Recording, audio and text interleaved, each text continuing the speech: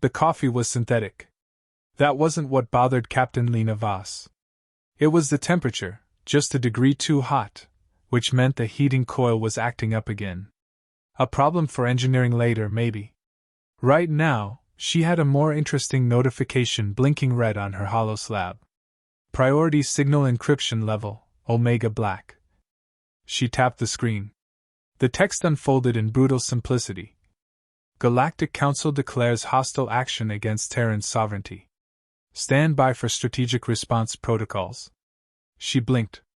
Once. Then again. No alarm bells rang. No klaxons blared. She took another sip. So, came a voice from the doorway. Do we cancel poker night or just up the stakes? Voss glanced up. Lieutenant Darnell, her XO, leaned casually against the bulkhead, arms folded, eyebrows raised with a smirk that bordered on inappropriate. They declared war, she said flatly. Darnell's smile didn't fade. Ah. The usual galactic diplomacy, then. She set the cup down, pushed off the bench, and stood. Bridge. Full staff briefing. 15 minutes. Aye, Captain. I'll bring snacks. He turned on his heel and vanished down the corridor. By the time Voss reached the bridge, the command staff had assembled. No one looked surprised. The UTS Resolve had been stationed in Earth's orbit for 6 months, just long enough to smell a storm brewing. She faced the holotable, called up the tactical map, and began. The Galactic Council has declared war. Technically, they've authorized defensive enforcement protocols over a mining rights dispute. The asteroid in question is uninhabited, unclaimed by treaty, and about as valuable as a bag of rocks. Which it is. Full of helion crystals, but still. It's a pretext. Commander Rowe, head of sensor ops, tilted his head. Fabricated justification. Vekari, I assume? Voss nodded. High Arbitrator Zevrik himself brought it before the Council yesterday. The vote passed overnight, 42 in favor, 36 against. No abstentions. Lieutenant Singh tapped rapidly at her console. So, we're the bad guys now. Again. We're the unpredictable ones, Voss corrected. They've feared this for decades.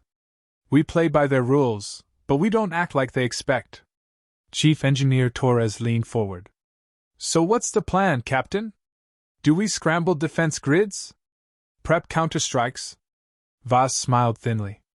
No. We stay calm. That drew a few raised brows. We're not going to outgun the Council. But we don't need to. We need to outthink them. They expect aggression. Fear. Desperation. We're going to give them something far more dangerous. Sanity? Darnell offered. Adaptability, she replied. And humor. But mostly adaptability. Meanwhile, 312 light-years away, the Galactic Council convened inside the crystalline dome of Minar 9. The air shimmered with tension and synthetic ozone. High Arbitrator Zevrik stood at the center, a towering insectoid figure cloaked in ceremonial obsidian silk. The humans, he hissed, have again violated sovereign territory. They continue to defy Council authority, spread chaos, and disrespect galactic order. His voice echoed with calculated gravitas. Around him, 78 species observed. Amphibians blinked in sync, photosynthetic entities hummed low notes, and machine-bound intelligence clusters flared red. Zevrik raised a claw. We can no longer ignore them. This is not an act of aggression. It is preservation. Let it be recorded, the enforcement fleet will move to neutralize Earth's military capability. No objections followed. The Council's silence was consent. Back aboard the Resolve, Voss watched the Council's official broadcast with mild disinterest. The video ended with the Council's emblem, a 1,000-pointed star dissolving into white light. Theatrics. Lieutenant Singh, she said. Compose a response. Singh straightened. Aggressive or diplomatic? Voss thought for a moment. Both. She paced slowly. Start with this, acknowledged. Conflict status noted. Earth will comply with galactic conflict protocols effective immediately. Then attach our cultural package. Darnell snorted. You're sending the meme archive? Version 3.7. The one with the history of Earth conflicts and interpretive dance file. Savage. Voss smiled barely. The message was sent across subspace channels within minutes. Somewhere between Alpha Centauri and Zeta Theta, Council translators blinked in confusion as their processors tried to reconcile slapstick footage of 21st century diplomacy, Earth's complete war history in 3 minutes of distorted rock music, and a file titled, "Congratulations! You've poked the bear." Zevrik would not be amused. On Earth, panic never came. The media covered the war declaration between weather updates and sports scores. People went to work. Kids went to school. Cities hummed with business as usual. In the UN Arcology Dome, diplomats drafted measured responses and contingency plans, but the mood remained oddly composed. Humanity had survived worse: plagues, famines, global near collapse. Another alien bureaucracy wagging its finger wasn't exactly terrifying. Voss stood at the observation deck, watching Earth's curve shimmer through the glass. She'd seen it from orbit hundreds of times. It still made her pause. Darnell joined her, 2 cups in hand. He handed one over. "This time," he said, "I got the temperature right." She took a sip. It was perfect. "What do you think they'll do first?" he asked. "They'll send ships," she said. "Blockades, maybe a show of force." "You going to shoot first?" "No," she said. "I'm going to scare them first." He nodded. "Poker night's still on, right?"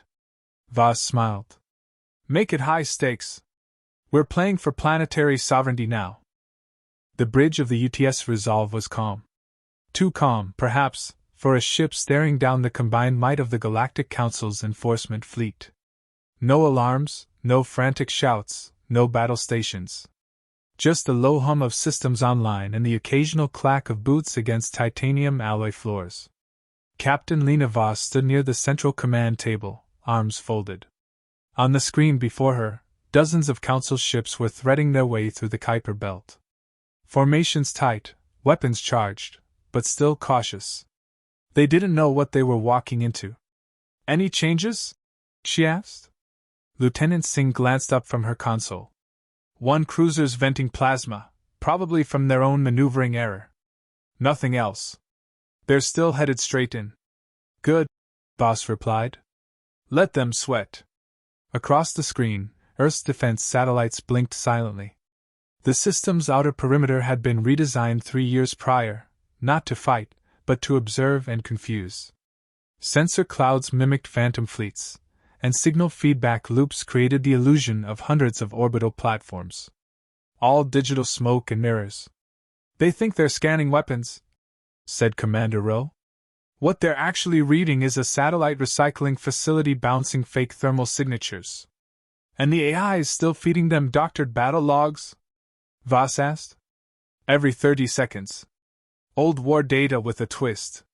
Makes it look like Earth fought off 3 separate armadas last year." Voss cracked a smile. "Perfect.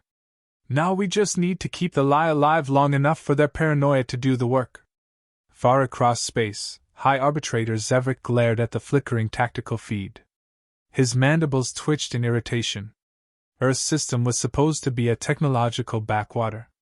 Their last submitted specs showed no defense capability beyond standard orbital cannons. Yet the fleet's sensors were picking up electromagnetic pulses, gravimetric distortions, and irregularities that screamed black budget tech. "What is this trickery?" Zevrik hissed. The Vekari communication officer bowed his narrow head. We cannot confirm. Our scanners keep returning contradictory data." Zevrik turned his eyes toward the starfield beyond the Council flagship's viewport. Earth loomed ahead, a blue-white marble with too many secrets. "They should be reacting. They should be afraid." "They're not," the officer said quietly. Back on the Resolve, Voss stepped into the war room. She triggered the holodeble again, this time, not for fleet deployment, but for psychological warfare. Displayed across it were curated files, Earth history condensed into rapid-fire visuals, alien-themed satire, strategic hoaxes, and most importantly, memes. Lieutenant Darnell tapped one of the holograms, enlarging a still from a 21st century sitcom layered over Terran fleet schematics. "This one's going viral," he said. "We were just vibing, now subtitled in 8 council dialects." "You're a meme now, Captain." Voss raised an eyebrow. "I should be proud or concerned?" "Both." The next transmission Earth sent to the Council was a cultural package disguised as an intelligence report. Encrypted and tagged as urgent, it included an animated timeline of every war in human history, scored with ironic classical music. A video titled, "How to Survive a Human Invasion, Tips from a Former Cockroach." A deep fake of Zevrik himself, edited to sing 20th century pop songs in a dance loop. The kicker? Every single file was coded to embed metadata that mimicked high-priority Council security alerts, tripping red flags in every intelligence database they touched. Zevrik nearly tore the comms panel apart when the first wave hit his ship. "Why is this trash infecting our systems?" "It's some kind of cultural subversion," his aide stammered. "We think it's deliberate psychological interference." "You don't say." Meanwhile, Voss's ship hummed with quiet amusement. The crew wasn't cocky. They were focused, disciplined, in the way that only a people trained by chaos could be. Earth didn't win by might. Earth survived by knowing how to function under madness.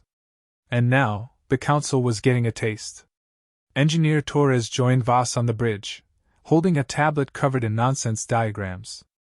"I've got names for the fake superweapons," he said. "Wanna hear?" "Give me the short list." Project Screaming Possum. The Anti-Grav Bacon Beam. And my personal favorite, the Diplomacy Disruptor Mark II. Mark, I was just an air horn. Voss didn't laugh, but the corner of her mouth twitched. "Send them into the comm static. Label them restricted assets. Let's see who leaks it first." By midday, 3 Council ships had peeled away from the formation. No announcements, no reasons. Their captains simply lost confidence. One sent a private message to the Council. "Uncertain tactical landscape.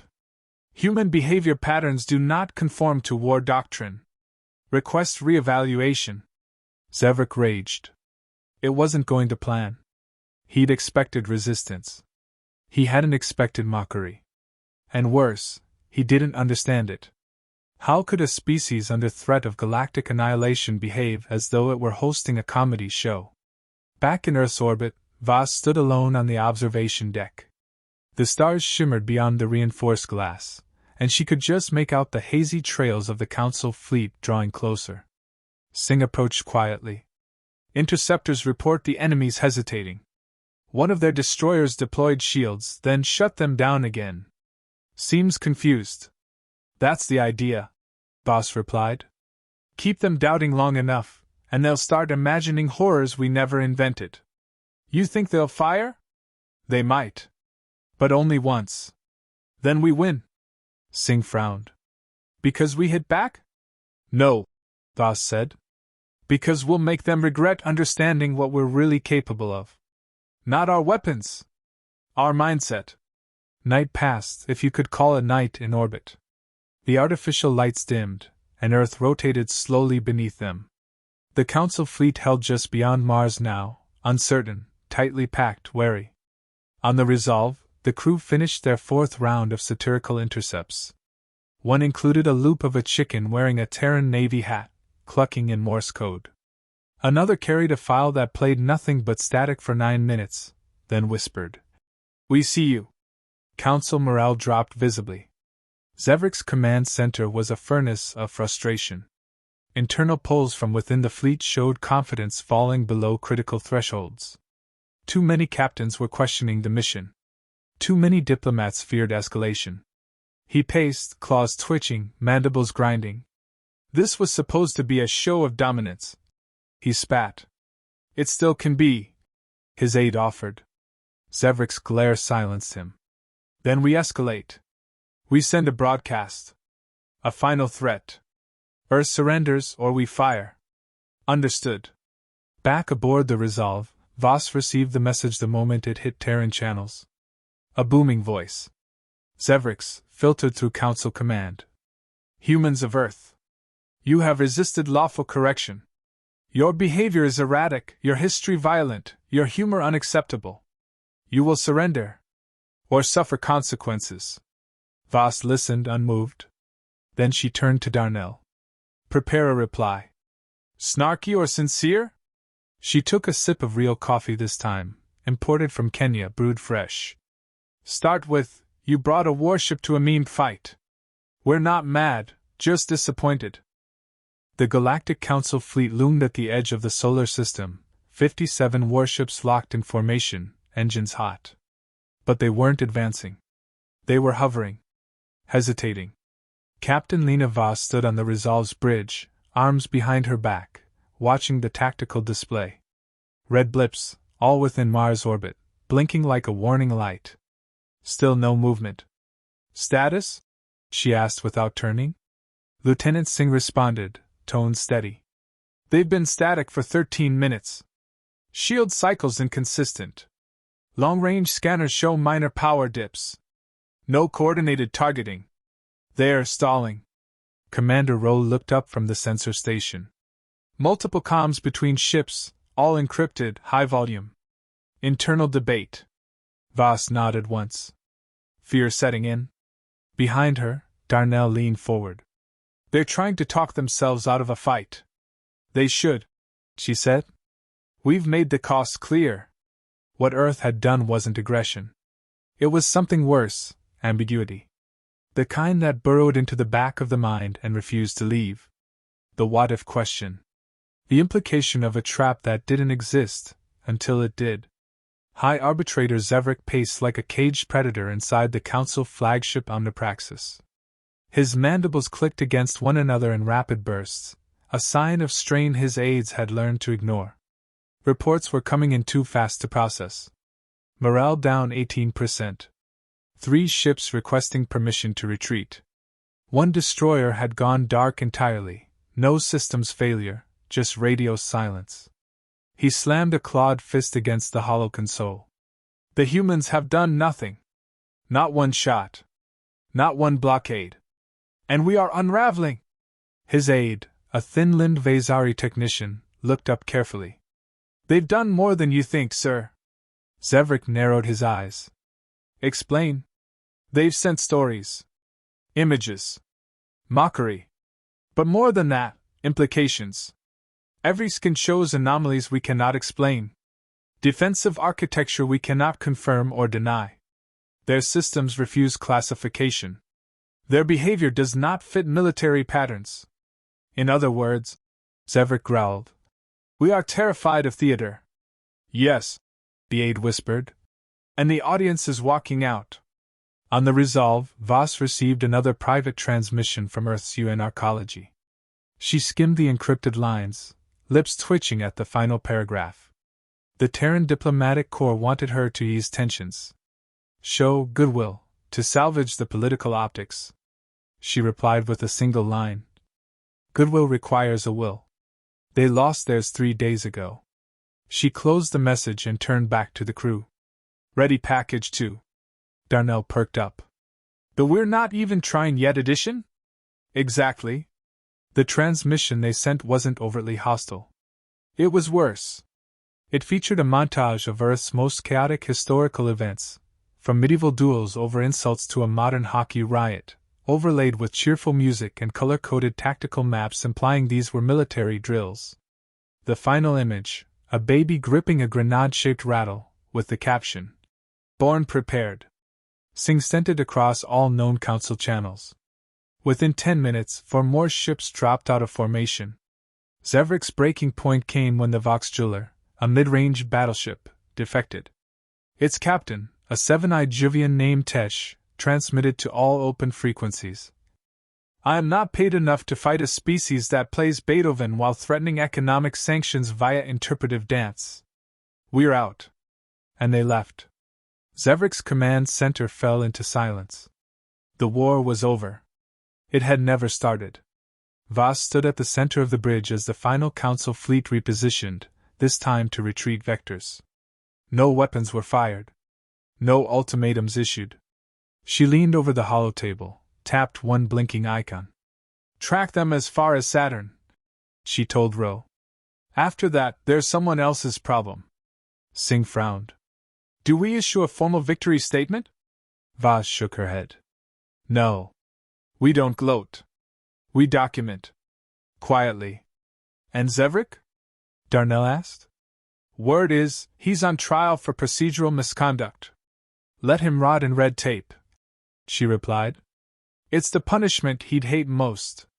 In the following days, Earth's official stance remained subdued. The Council never issued a formal apology, but their enforcement fleet was quietly reassigned. The mining dispute dissolved. And Zevrik? Removed from his post, locked into a bureaucratic inquest spanning 142 Council subcommittees. Humanity, for its part, did nothing more than send a final message. Earth remains committed to peace, comedy, and defending ourselves with either. Choose wisely. It made the Council Archive's top 10 most quoted transmissions of the cycle. Weeks later, Vaz stood again on the Resolve's observation deck. Below her, Earth gleamed like always. She sipped real coffee, fresh roast from Kenya again, and watched the stars move slow and steady in their endless crawl. Darnell joined her. UN says your name's being floated for liaison commander. Don't want it. They'll offer it anyway. I'll turn it down. He shrugged. More poker nights then. A pause.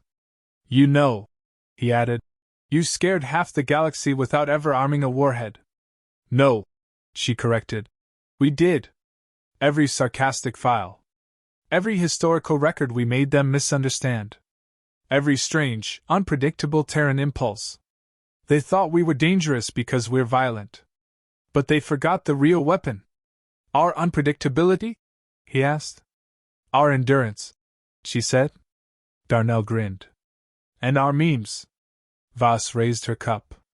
To the weirdest species in the galaxy. He clinked his against hers. And the most prepared. Outside, the stars continued to burn. Somewhere, the galaxy recalibrated its expectations. Humanity hadn't won by overwhelming force. They'd won by being too strange to conquer.